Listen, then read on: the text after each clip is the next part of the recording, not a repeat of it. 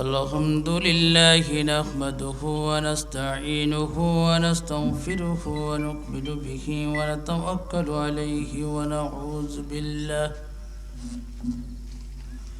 ونعوذ بالله من شرور أنفسنا ومن سيئات أعمالنا من يهده الله فلا مضل له ومن يضلله فلا هادي له ونشهد أن لا إله إلا الله وحده لا شريك له ونشهد أن سيدنا ونبينا وحبيبنا ومولانا محمدا عبده ورسوله الذي أرسله بالحق بشيرا ونذيرا وداعيا إلى الله بإذنه وسراجا وقمرا منيرا فقد قال الله تعالى وتبارك في كلامه المجيد وفي فرقانه الحميد সবাই আমার সাথে পড়ুন আউযু বিল্লাহি মিনাশ শাইতানির রাজিম বিসমিল্লাহির রহমানির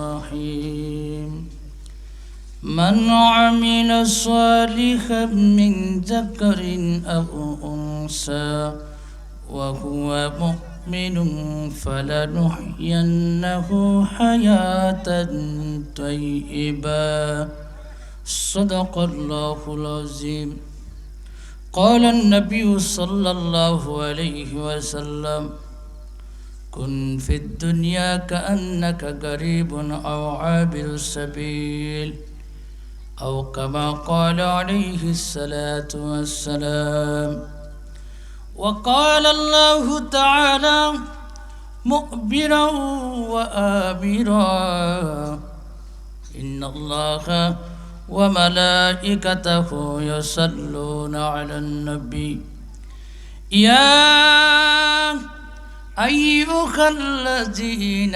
آمنوا صلوا عليه وسلموا تسليما اللهم سيدنا مولانا محمد وعلى آل سيدنا مولانا محمد একটু উচ্চ আওয়াজে উচ্চ কণ্ঠে পড়ুন আল্লাহুম্মা সাল্লি সাইয়্যিদিনা মাওলানা মুহাম্মদ ওয়া আলা আলি সাইয়্যিদিনা কোথায় গেলে প্রাণের মানুষ এখন রইলে বাড়িতে কেউ তো রইল দোকানেতে আপনার মায়ায় কান্দেন নবীজি শুয়ে সোনার মদিনায় আল্লাহুম্মা সাল্লি জুড়ে مولانا محمد وعلى آل سيدنا কোথায় গেলে প্রাণের মানুষ এখন রইলে দোকানেতে কেউ তো রইল রাস্তাতে আপনার মায়ায় কান্দেন নবীজি শুয়ে সোনার মদিনায় আল্লাহুম্মা সাল্লি আলা জুরে মাওলানা মুহাম্মদ ওয়া আলি সাইয়্যিদিনা। যেদিন মিজানে হবে কড়া নেকি বুদ্ধি পড়বে ধরা, জমিনদার নেই নবীজি ছাড়া। সাল্লি আলা মুহাম্মদ আল্লাহুম্মা সাল্লি আলা সাইয়্যিদিনা মাওলানা মুহাম্মদ ওয়া আলা আলি সাইয়্যিদিনা মাওলানা মুহাম্মদ। জিকির করেন লা ইলাহা লা ইলাহা লা ইলাহা লা ইলাহা লা ইলাহা। इश्क़ मोहम्मद जत दिल में हासिल नहीं, लाखों मुमिन हो मगर ईमान नहीं काबिल नहीं है। ला इलाहा ला इलाहा জোরে লা ইলাহা লা ইলাহা লা ইলাহা ইল্লাল্লাহ মুহাম্মাদুর রাসূলুল্লাহ সাল্লাল্লাহু আলাইহি ওয়াসাল্লাম। ভাইরা আমার, জিকির করলে লাভ না লস? জোরে বলেন। তাহলে আপনারা আস্তে আস্তে জিকির করেন। যত উচ্চ কণ্ঠে উচ্চ আওয়াজে জিকির করবেন তত আপনার দিলের জঙ্গার দূর হবে। দিলের মাঝে যে জঙ্গার আছে সেই জঙ্গারটা ছুটবে। জিকির হলো 3000 জিকির আছে আল্লাহ। 1000 জিকির সমস্ত ফিরিস্তাদেরকে দিয়েছেন, আর 1000 জিকির গাছপালা পাহাড় পর্বত ওই সব কিছুকে দান করলেন। আর 900টি নাম দান করেছেন আসমান এবং জমিনে। আর 99টি নাম আমার নবী পিয়ারা হাবিব রাহমাতুল্লিল আলামিনকে দান করছেন। জুড়ে বলেন সুবহানাল্লাহ। আল্লাহ নবী বলেন, ওগো আল্লাহ, আপনি ফিরিস্তাদেরকে 1000 নাম দিলা, আসমান জমিন চন্দ্র সূর্য নক্ষত্র সব কিছুরই আপনি 1000 নাম দিলা, আর 900টি নাম দান করলা আপনি গাছপালা পাহাড় পর্বত ইত্যাদি। আমি নবীরে আপনি 99টি নাম দিলা। ওগো আল্লাহ, যেই নামটা আপনার জাতি নাম আল্লাহ, ওই নামটা আমি নবীকে দান করেন। আমার গুনাহগার উম্মতেরা যখন আল্লাহ বলে ডাক দিবে, ওগো আল্লাহ, ওই নামটি আমি নবীকে দান করেন। আল্লাহ তাআলা বলেন, ইয়া রাসূলুল্লাহ, ইয়া হাবিব আল্লাহ, বন্ধু মুহাম্মদ সাল্লাল্লাহু আলাইহি সাল্লাম, আমি আপনাকে এই নামটি আমি কাউকে দান করি না। ওই নামটি আমি আপনাকেও দান করব না। এই নাম হলো আমার জাতি নাম। আপনার গুনাহগার উম্মতেরা যখন মহফিলে বসিয়া বসিয়া ফ্যান্ডেলের ভিতরে বসে বসে যখন আমি আল্লাহকে আল্লাহ বলে ডাক দিবে, যখন জিকির করবে, সঙ্গে সঙ্গে আমি 3000 জিকিরের সওয়াব আপনার বন্দার আমল নামার মাঝে দান করি। জোরে বলেন সুবহানাল্লাহ। তাহলে উচ্চকণ্ঠে জিকির করলে লাভ আছে না লস আছে? লাভ আছে, ফায়দা আছে। জিকির করলে 2 টুটেরও গুনাহ মাফ হয়। জিকির করলে কলবেরও জঙ্গার ছুটে। জিকির করলে 3000 জিকিরের সব পাওয়া যায়। জোরে বলেন সুবহানাল্লাহ। এই জন্য আমার আল্লাহর হাবিব রাহমাতুল লিল আলামিন বলেন, ওগো আল্লাহ, আমি নবীকে আপনি 99টি নাম দান করলাম, ওই যে জাতি নাম আপনি কার জন্য রাখছেন? আল্লাহ ডাক দিয়ে বলেন, ইয়া রাসূলুল্লাহ, ইয়া হাবিব আল্লাহ, নবীজি, আগো নবীজি, আপনার গুনাহগার উম্মতের জন্য ওই জাতি নামটি রেখেছি।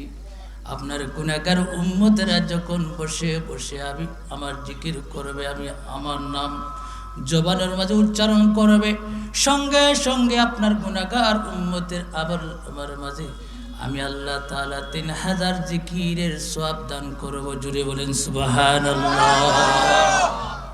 তাহলে উচ্চ কণ্ঠে জিকির করে লা ইলাহা লা ইলাহা লা ইলাহা লা ইলাহা ইল্লাল্লাহু মুহাম্মাদুর রাসূলুল্লাহ সাল্লাল্লাহু আলাইহি ওয়াসাল্লাম। উপস্থিত আজকের এই মাহফিলের সম্মানীয় সভাপতি সাহেব, আজকের এই মাহফিলের প্রধান অতিথি আপনাদের সুপরিচিত শাহ সুফি হজরতুল আল্লাহ হজরত মাওলানা আমার বাবা নজরুল ইসলাম সাহেব, রতাবাড়ি টাইটেল মাদ্রাসা, বারাকাল্লাহু ফি হায়াতি। সকলে বলেন আল্লাহুম্মা আমিন। আরও একটু জোরে বলেন আল্লাহুম্মা আমিন। উপস্থিত মুরব্বিয়ানি আযম ও আমার যুবক ভাইয়েরা, পর্দা নিশি মা বোনেরা, সকলকে জানাই আমার সালাম। আসসালামু আলাইকুম রহমতুল্লাহি ওয়া বারাকাতুহু। আল্লাহ তাআলার অসংখ্য শুকরিয়া আদায় করি, যেই আল্লাহ আমাদেরকে বাড়িতে না রেখে, যেই আল্লাহ অসুস্থ বানাইয়া ঘরের মাঝে না রাখিয়া, হসপিটালের মাঝে বিছানার মাঝে না ফলাইয়া আজকে আমাদেরকে ওই বেহেশতের মাহফিলে আসার এবং বসার সুযোগ দান করছেন, আল্লাহ তাআলার শুকরিয়া আদায় করি। সকলে বলেন আলহামদুলিল্লাহ। আরও একটু জোরে বলেন আলহামদুলিল্লাহ। আরও একটু আওয়াজ দিয়ে বলেন আলহামদুলিল্লাহ। যেই নবী প্যারা হাবিব রাহমাতুল লিল আলামিন, শ্রেষ্ঠ নবী, আর ওই নবীর উম্মত আপনি আমি শ্রেষ্ঠ। জোরে বলেন সুবহানাল্লাহ। এই জন্য নবীজি বলেন, যেই জায়গার মাঝে দেখেন গতকালকে এই জায়গার মাঝে গরু ছাগল ইত্যাদি হাঁটাফেরা করছে, জোরে বলেন ঠিক কিনা, হাঁটাফেরা করছে, আজকে এই জায়গার মাঝে এত সুন্দর করে একটা মাহফিলের আয়োজন করছেন। আপনারা কোরআন হাদিসের আলোচনা শোনার জন্য নেন, শোনার জন্য। এই জন্য আল্লাহর হাবিব প্যারা হাবিব রাহমাতুল লিল আলামিন বলেন, রে আমার উম্মতরা শুনো, তোমরা শুনো শুনো শুনো, গতকালকে যেই জায়গাটা ছিল দুনিয়ার জায়গা, আজকে এই জায়গাটা দুনিয়ার জায়গা নয়, এই জায়গাটা হয়ে গেছে বেহেশতের বাগান। জুড়ে বলেন সুবহানাল্লাহ। সূরা নজমের মাঝে আল্লাহ রাব্বুল আলামিন বলেন, মা ইয়ানতিকু আনিল হাওয়া। আমার প্যারা হাবিব বন্ধু মুহাম্মদ মুস্তাফা সাল্লাল্লাহু আলাইহি ওয়াসাল্লাম যা বলেন তাই আমি মহান আল্লাহর কথা হয়ে যায়। জুড়ে বলেন সুবহানাল্লাহ। এই জন্য নবীজি বলেন, ওই পৃথিবীর মাঝে যেই জায়গার মাঝে কোরআন হাদিসের আলোচনা করা হয়, যেই জায়গার মাঝে জিকির করা হয়, তাসবিহ তালিম করা হয়, সেই জায়গাটার দুনিয়ার জায়গা থাকে না, ওই জায়গাটা হয়ে যায় বেহেশতের বাগান। জুড়ে বলেন সুবহানাল্লাহ। হাফাত হুমুল মালাইকা, ওই পৃথিবীর মাঝে গুরু ফিরিস্তারা ঘোরাফেরা করতে থাকবে। আমার ভাইরা, যেই জায়গার মাঝে দিনের আলোচনা করা হয়, কোরআনের আলোচনা করা হয়, সেই জায়গার মাঝে এই ফিরিস্তারা অংশগ্রহণ করবে। আমার ভাইরা, আপনারা একজনের গায়ে আরেকজন লেগে বসে আছেন। হাদিস শরীফের মাঝে আছে ওইভাবে একজনের গায়ে আরেকজন লেগে আরশে আজিম পর্যন্ত ফেরেশতারা পৌঁছে গেছে। জোরে বলেন সুবহানাল্লাহ, আরো একটু জোরে বলেন সুবহানাল্লাহ। আমার ভাইরা, আমার ভাইরা, ওইভাবে ফেরেশতারা একজনের গায়ে আরেকজন লেগে আরশে মুআল্লা পৌঁছে গেছে। আমার আল্লাহ তাআলা ডাক দিয়ে বলেন, রে ফেরেশতারা তোমরা এখানে কি করো? তখন ফেরেশতারা বলবে, আল্লাহ আপনার গুনাহগার বান্দারা গভীর রজনীতে প্রচণ্ড ঠান্ডার মাঝে, ঘরের মাঝে না থাকিয়া, দোকানের মাঝে না থাকিয়া, রাস্তার মাঝে সময় না কাটাইয়া আজকে এই কোরআনের মাহফিলে বসে বসে কোরআন হাদিসের আলোচনা শুনতেছে। ওগো আল্লাহ, ওগো আল্লাহ, আপনার গুনাহগার বান্দারা বসে বসে কোরআন হাদিসের আলোচনা শুনতেছে। আল্লাহ ডাক দিয়ে বলেন, হ্যাঁ ফেরেশতারা তারা কিসের জন্য বসে বসে কোরআন হাদিসের আলোচনা শুনতেছে? তখন ফেরেশতারা জবাব দিয়ে, ওগো আল্লাহ একমাত্র আপনার ক্ষমা চায় তারা। তখন আল্লাহ ডাক দিয়ে বলবেন, রে ফেরেশতারা তারা কি জান্নাত দেখছে, জাহান্নাম দেখছে? বলে না, জান্নাত তো দেখছে না, জাহান্নামও দেখছে না গো আল্লাহ। তারা কি আমি আল্লাহকে দেখছে? না না, আল্লাহকে দেখছে না। তারা কি নবীকে দেখছে? না না, নবীকে দেখে নাই। রে ফেরেশতারা তোমরা জানিয়ে রাখো, আমার ওই গুনাহগার উম্মতরা কোরআন হাদিসের মাহফিলে বসে বসে কোরআন হাদিসের আলোচনা শুনতেছি, তারা জান্নাত দেখে নাই, জাহান্নামও দেখে নাই, তারা আমি আল্লাহকেও দেখে নাই। তারপরেও তারা বিশ্বাস করে কোরআন হাদিসের আলোচনার মাহফিলে বসে বসে কোরআন হাদিসের আলোচনা শুনতেছে। একমাত্র তারা আমার কাছে চায় ক্ষমা। রে ফেরেশতারা তোমরা সাক্ষী থাকো, ফাশহাদু ওয়া আনা মাআকুম মিনাশ শাহিদিন।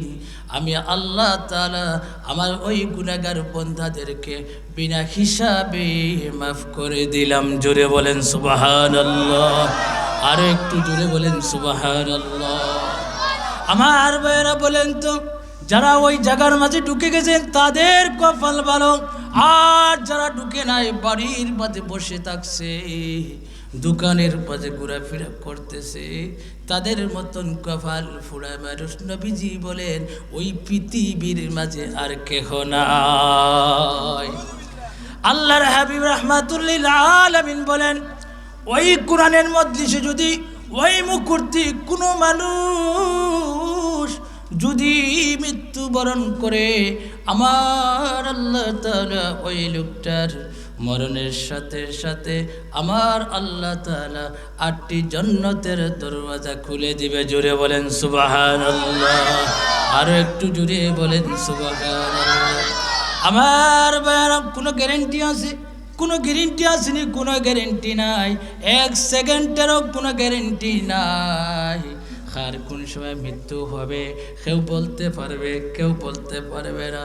কার কোন সময় মরণ হবে কেউ জানে না, 1 সেকেন্ড দেরি হবে না। আবার ভাইয়েরা, যখন আমার আল্লাহ তাআলা আজরাইল আলাইহিস সালাম পাঠাইবেন, তখন অর্ডার অনুযায়ী ওই জায়গার মাঝে অমুকের পুত্র অমুকের পুত্র অমুকরে জান কবজ করবে।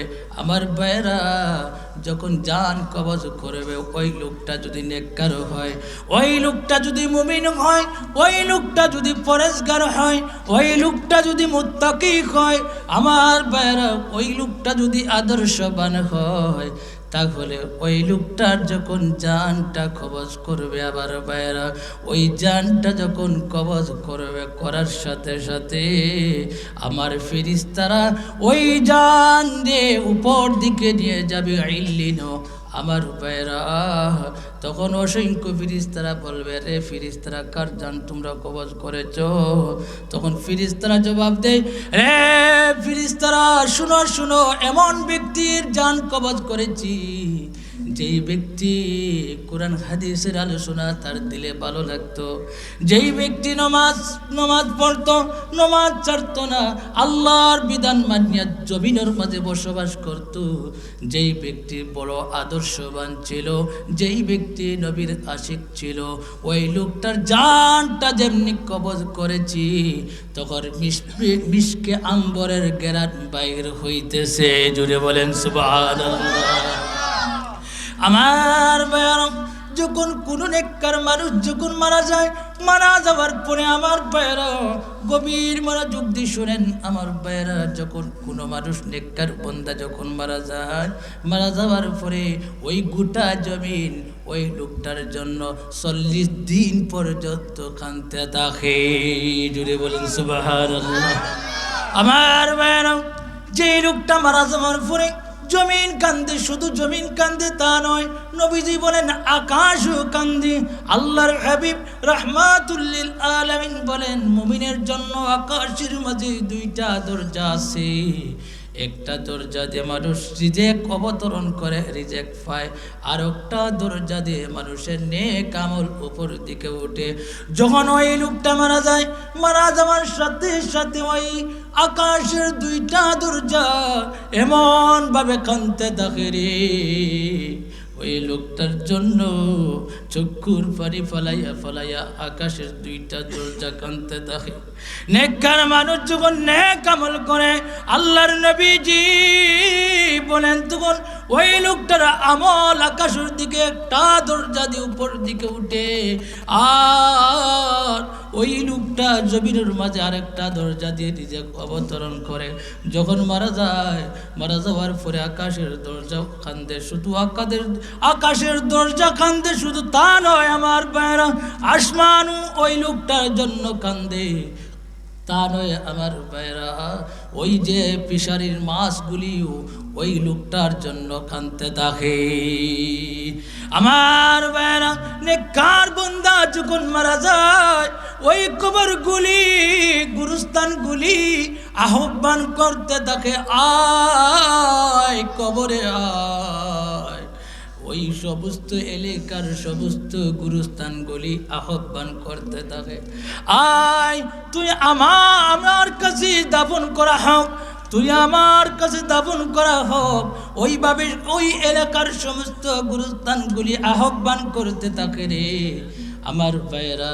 ওই যখন আহ্বান করতে থাকে আমার ভাইয়েরা, এলাকার মাঝে একটা গুরুস্থান নির্দিষ্ট থাকে রানি, এলাকার মাঝে নির্দিষ্ট থাকে রানি, এলাকার মাঝে নির্দিষ্ট একটা গুরুস্থান থাকে।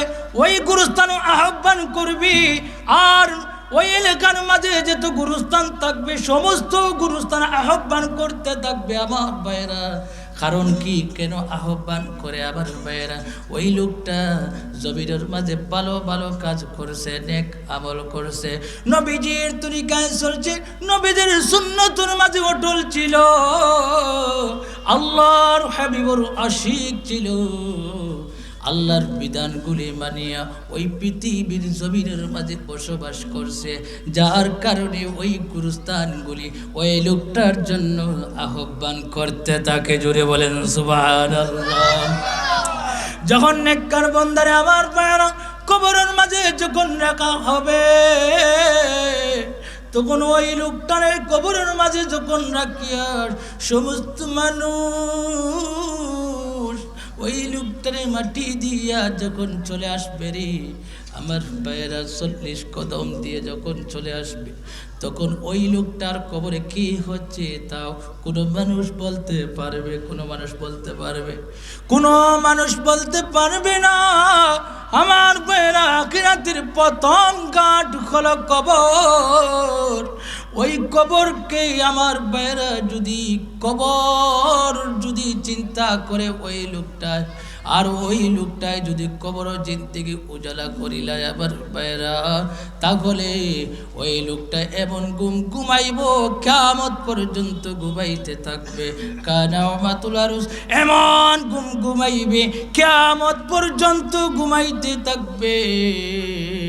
আমার ভাইয়েরা হাসরের ময়দানে ওই লোকটারে জিন্দা করে হাসরের ময়দানে তোলা হবে, ওই লোকটারে আল্লাহর ওলি বানাইয়া উঠাইবে, ওই লোকটারে আমার ভাইয়েরা 8টি জান্নাতের দরজা খোলা থাকবে ওই লোকটার জন্য। সমস্ত 8টি দরজা ওই লোকটারে আহ্বান করতে থাকবে আমার ভাইয়েরা। ফেরেশতারা ওই লোকটারে আহলান সাহলান জানাইয়া ওই লোকটারে জান্নাতে ফিরদাউসের মাঝে ঢুকাই দিবে। যেই জান্নাতের মাঝে ঢুকাইবি ওই জান্নাতের মাঝে ওই নেককার বান্দা যা চাইবে আমার ভাইয়েরা চাইতে দেরি হবে, পাইতে দেরি হবে না। আমার আল্লাহ তাআলা ওই লোকটারে এমন জান্নাত দান করবি যেই জান্নাতের ভিতর থেকে বাহির দেখা যায়, বাহির থেকে ভিতর দেখা যায়। এমন সুন্দর জান্নাতের মেহমান আমার আল্লাহ তাআলা ওই লোকটাকে বানাইবেন। জোরে বলেন সুবহানাল্লাহ। আমার ভাইয়েরা যখন ওই লোকটারে কবরের মাঝে রাখিয়া 40 কদম দেওয়া হয়, মাটি এমন জোরে চাপ দেয়, মাটি এমন জোরে চাপ দিতে থাকে। আর ওই নেককার বান্দার মাঝে যদি একটি আমল থাকে আমার ভাইরা গভীর মনোযোগ দিয়ে শুনেন, পর্দা দিশি মা বোনেরা একটু মনোযোগ দিয়ে শুনেন। ওই লোকটার মাঝে যদি একটি আমল থাকে তাহলে ওই কবর ওই লোকটারে চাপ দিবে না। কোন আমল আমার ভাইয়েরা? এশার নমাজের পরে তাবারাকাল্লাযী যেই সূরাটি, ওই সূরাটি যদি ওই লোকটা একবার যদি তিলাওয়াত করে যদি গভীর করে চলে যায়, ওই আমলটা যদি ওই লোকটার মাঝে থাকে আমার ভাইয়েরা, ওই কবর ওই লোকটারে চাপ দিবে না। আমার ভাইয়েরা কবর রাখার পরে ওই লোকটারে কবর ইজ্জত দিতে থাকবে। জোরে বলেন সুবহানাল্লাহ। ওই লোকটা কবরের মাঝে এমন ঘুমাইবে কিয়ামত পর্যন্ত ঘুমাইতে থাকবে। কবর থেকে আর জান্নাত পর্যন্ত একটা রাস্তা থাকবে। আবার ভাইয়েরা ওই রাস্তা দিয়ে ওই লোকটা জান্নাতি হাওয়া ভোগ করতে থাকবে। জোরে বলেন সুবহানাল্লাহ। ওই লোকটারে যখন কবরের মাঝে যখন রাখার পরে ফেরেশতারা যখন বলবে, রে বান্দা, দুনিয়ার মাঝে তুমি নেক আমল করার কারণে, দুনিয়ার মাঝে তুমি ভালো কাজ করার কারণে আজকে তোমার ওই কবরে ওই দেখো একটা দরজা দিয়ে তুমি তাকাও। ওই দরজা দিয়ে যখন তাকাইবার কথা ফেরেশতারা বলবে, ওই লোকটা যখন দরজা দিয়ে তাকাইবে আমার ভাইয়েরা এমন সুন্দর জান্নাত দেখতে পারবে। জোরে বলেন সুবহানাল্লাহ। ফেরেশতারা বলবে, রে বান্দা, দুনিয়ার জমিনের মাঝে ভালো কাজ করার কারণে আজকে তোমার স্থান হলো ওই জান্নাত, তুমি ওই জান্নাতের মেহমান। ওই জান্নাতের মেহমান আল্লাহ তাআলা অর্ডার করেছে তোমাকে জান্নাতি কাপড় পরিধান করায়া, জান্নাতি পোশাক পরাইয়া তোমাকে ওই কবরের মাঝে জান্নাতি বিছাইয়া দেওয়ার জন্য আল্লাহ তাআলা পাঠাইছে। রে বান্দা, তুমি ভালো কাজ করার কারণে আজকে তোমার ঠিকানা ওই জান্নাত, তুমি ওই জান্নাতের মেহমান হয়ে যাইবা। জুড়ে বলেন সুবহানাল্লাহ। তখন ফেরেশতারা বলবে, রে বান্দা, তোমার বাম দিকে যাও।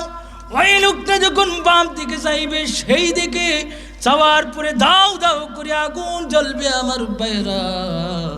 ফেরেশতারা বলবে, বান্দারে, তুমি দুনিয়ার মাঝে খারাপ কাজ থেকে বিরত থাকার কারণে, অন্যায় কাজ থেকে বিরত থাকার কারণে, বেফাকশা কাজ থেকে তুমি বিরত থাকার কারণে, গুনার কাজ থেকে তুমি বিরত থাকার কারণে আজকে তোমার স্থান হলো ওই যে জন্য তোমার স্থান, তোমার কবরের জিন্দেগি আল্লাহ তাআলা উজালা করে দিয়েছেন। জোরে বলেন সুবহানাল্লাহ। আর একটু জোরে বলেন সুবহানাল্লাহ। নবীজি বলেন, রে আমার উম্মতরা, দুনিয়ার জমিনের মাঝে তুমি কমপক্ষে 20টা বার কবর দিয়ে স্মরণ করবা। যদি কোনো মুমিন বান্দা দুনিয়ার জমিনের মাঝে যদি কমপক্ষে 20টা বার স্মরণ করে কবরের দিকে, আল্লাহর নবীজি বলেন ওই লোকটার মরণটা বেঈমানের সাথে মরণ হবে না, ওই লোকটার মরণ হবে কলিমা শরীফ পড়ে পড়ে সুন্নি ইমানদারের সাথে সাথে ওই লোকটার মরণ হবে। জোরে বলেন সুবহানাল্লাহ, আর একটু জোরে বলেন সুবহানাল্লাহ। তাহলে কমপক্ষে কবর দিয়ে 20টা বার স্মরণ করতে হবে। স্মরণ করবেন, কমপক্ষে 20টা বার স্মরণ করবেন। যদি কবর দিয়ে স্মরণ করেন আমার ভাইরা, নবীজি বলেন তোমার মরণ বেঈমানের সাথে মরণ হবে না, তোমার মরণ জালিমের সাথে মরণ হবে না, তোমার মরণটা হবে কলিমা শরীফ পড়ে পড়ে সুন্নি ইমানদারের সাথে তোমার ওই মরণটা হবে। জোরে বলেন সুবহানাল্লাহ। মৃত্যুর স্বাদ আমরা প্রত্যেকে গ্রহণ করতে হবে। জোরে বলেন ঠিক কিনা? আমার আল্লাহ তাআলা কোরআন শরীফের মাঝে বলেন কুল্লু নাফসিন যায়িকাতুল মাউত, মৃত্যুর স্বাদ সবাই একদিন গ্রহণ করতে হবে। আমার ভাইরা, ওই মৃত্যুকে যদি আপনি আমি বেশি বেশি করে যদি স্মরণ করি, তাহলে আপনার আমার দিলের মাঝে আল্লাহর ভয় ফয়দা হবে। আল্লাহর ভয় যদি ফয়দা হয়ে যায়, কবরের ভয় যদি ফয়দা হয়ে যায়, আমার ভাইয়েরা আপনি আমি সাকসেসফুল হয়ে যাব। জুড়ে বলেন সুবহানাল্লাহ। আমার ভাইয়েরা, অনেক মানুষ কবরের চিন্তা করে না, অনেক মানুষ কবরের ভয় করে না, মরণটা ডরায় না। যদি মরণে ডরাইতো তাহলে অন্যায় কাজের মাঝে লিপ্ত থাকতো না। যদি মরণের ডর থাকতো তাহলে নাফাক অবস্থায় হাঁটাফেরা করতো না। যদি মরণের ডর থাকতো তাহলে মানুষকে কষ্ট দিত না। যদি মরণের ডর যদি তার দিলের মাঝে থাকতো আমার ভাইয়েরা, তাহলে ওই জমিনের মাঝে বেফাকশা কাজের মাঝে ওই লোকটা লিপ্ত থাকতো না। আমার ভাইরা, নবীজি বলেন যেই লোকটার দিলের মাঝে কবরের ভয় আছে, আল্লাহর ভয় পয়দা হয়ে যায়, ওই লোকটা দুনিয়ার সমস্ত অন্যায় কাজ থেকে বিরত থাকে। ওই লোকটা আমি নবীজির আশিক হয়ে যায়। জুড়ে বলেন সুবহানাল্লাহ। আমার ভাইরা, যারা নবীজির আশিক হয়েছেন আমার ভাইরা, মৃত্যুর আগে আল্লাহর হাবিব রাহমাতুল লিল আলামিন যখন ওই লোকটা জান কবজ করার জন্য যখন ফেরেশতারা আসবে, আজরাইল আসবে, শয়তান আসবে ঈমান লুটার জন্য, আবার ভাইরা ওই লোকটা যখন আজরাইলকে দেখতে পাইবে, যখন দেখবে তখন ওই লোকটার চক্ষুটা উল্টি যাইব, রগগুলি টাস টাস করে ছুটে যাইব। আমার ভাইরা, ওই কঠিন মুসিবতের সময় শয়তান আসবে ঈমান লুটার জন্য। আপনার নবী, আবার নবী রাহমাতুল লিল আলামিন ওই মৃত্যুর সময় হাজির হইয়া যাবে। জোরে বলেন সুবহানাল্লাহ। আল্লাহ নবীজি যদি কোনো যে ব্যক্তি নবীকে দেখছে আমার ভাইরা, তার জন্য 7টি জাহান্নাম হারাম হয়ে গেছে। জোরে বলেন সুবহানাল্লাহ। আপনারা কি নবীকে দেখতে চান কি চান না? আমার ভাইরা, কারা কারা নবীকে দেখতে চান একটু হাত উঠান। আমার ভাইরা, মহান আল্লাহ তাআলা আমাদের সকলের হাতগুলো কবুল করেন, মঞ্জুর করেন। সকলে বলেন আল্লাহুম্মা আমিন। আরো একটু জোরে বলেন আল্লাহুম্মা আমিন। আমাদেরকে মৃত্যুর আগে জীবনে একটা বার মদিনা ওয়ালার দিদার দেখাও। সকলে বলেন আল্লাহুম্মা আমিন। নবীকে যদি দেখতে চাও তাহলে তোমরা দৈনিক নবীর উপর কমপক্ষে 100 বার দুরূদ শরীফ পড়বা। আর রাত্রিবেলা যখন বিছানায় যাইবা, পবিত্র বিছানায় শুইবা, সুন্নত তরিকায় আপনি ঘুমাইবা, সুন্নত তরিকায় আপনি ঘুমাইবা, উযু অবস্থায় ঘুমাইবা, দুরূদ শরীফ পড়ে পড়ে আপনি ঘুমাইবা। একদিন না একদিন মৃত্যুর আগে আপনার ঘরে প্যারা হাবিব রাহমাতুল লিল আলামিন এসে হাজির হয়ে যাবে। জোরে বলেন সুবহানাল্লাহ। আর একটু জোরে বলেন সুবহানাল্লাহ। একটি ঘটনা বলি, ইবনে যুহুর ইয়ামনি রাহমাতুল্লাহি তাআলা আলাইহি, উনার বাড়ি ছিল ইয়ামন দেশ। ওই দেশের ওই আশিক নবীজিকে এত ভালোবাসতো, নবীজিকে এত অগ্রাধিকার দিত। নবী দুরুদ সালাম পড়তো, এই লোকটাই চক্ষুর পানি ছাড়তো আর কান্ত। মনে মনে ভাবতো প্রতি বছর অনেক মানুষ নবীজির রওজা তো চলে যায়, আমার যদি টাকা থাকতো, পয়সা থাকতো, তাহলে আমি ওই নবীজির রওজা শরীফ জীবনে একটা বার ওই রওজা শরীফ জিয়ারত করতাম। তাই বলি চক্ষুর পানি ফলাইয়া কান্দে, চক্ষুর পানি ফলাইয়া কান্দে। নবীজির উপর দুরূদ শরীফ পড়ে পড়ে ঘুমায়। হঠাৎ করে একদিন ওই লোকটাই স্বপ্নে যুগে আল্লাহর হাবিব রাহমাতুল লিল আলামিনের রওজা শরীফ জিয়ারত করে ফেলছে। জোরে বলেন সুবহানাল্লাহ। হঠাৎ করে আল্লাহ তাআলা এমন দন দিছে আমার ভাইরা, ওই লোকটাই আল্লাহ প্যারা হাবিব রাহমাতুল লিল আলামিনের বাড়ি আর আল্লাহর বাড়ির মেহমান হয়ে যায়। জুড়ে বলেন সুবহানাল্লাহ। হঠাৎ করে একজন লোক আসিয়া বলল, রে আল্লাহর বান্দা, এই বছর তুমি আমার সঙ্গে আল্লাহর বাড়ি আর প্যারা হাবিব রাহমাতুল লিল আলামিনের বাড়ির মেহমান হয়ে আমার সঙ্গে তুমি যাইতে হবে। আমার ভাইরা, ওই ইবনে যুহুর ইয়াবনি রহমাতুল্লাহি তাআলা আলাইহির মনের আফসোস, মনের কামনাগুলি মহান আল্লাহ তাআলা পূরণ করেছেন। জুড়ে বলেন সুবহানাল্লাহ। ওই লোকটা সংসারের ঝামেলা সব কিছুই ছাড়িয়া আল্লাহর হাবিব রাহমাতুল লিল আলামিনের বাড়ির মেহমান হয়ে গেল, আল্লাহর বাড়ির মেহমান হয়ে গেল। নবীজির রওজার কিনারে যাইয়া নবীজির উপর দুরূদ সালাম পাঠ করে, নবীজির উপর দুরূদ সালাম পাঠ করে আর নাত শরীফ পড়ে আমার বাইরা ঘন্টার পর ঘন্টা পড়তে থাকতে থাকে। ওই লোকটার দিলের মাঝে কোনো বুড়া আয় না। ওই লোকটা ঘন্টার পর ঘন্টা নবীদের রওজার পাশে দাঁড়াইয়া, কদমের পাশে দাঁড়াইয়া দুরূদ সালাম পড়ে, বিলাস শরীফ পড়ে। আবার ভাইরা, হঠাৎ করে একজন বেদিন লোক আসিয়া বলে, রে ইবনে যুহুর, তুমি মদিনার মেহমান হইয়া চলে আসছ, তুমি এখানে কি করো? বিলে আমি নবীকে সালাম দিতেছি, দুরূদ সালাম পাঠ করিতেছি। বিলে রে ইবনে যুহুর, আগামী কালকে আমার বাড়ি তোমার নিমন্ত্রণ, তোমার দাওয়াত। আমার বাইরে একটা জানিয়া রাখো, দাওয়াত দেওয়াও সুন্নত, আমার বাইরা দাওয়াত রাখাও সুন্নত। জুড়ে বলেন সুবহানাল্লাহ।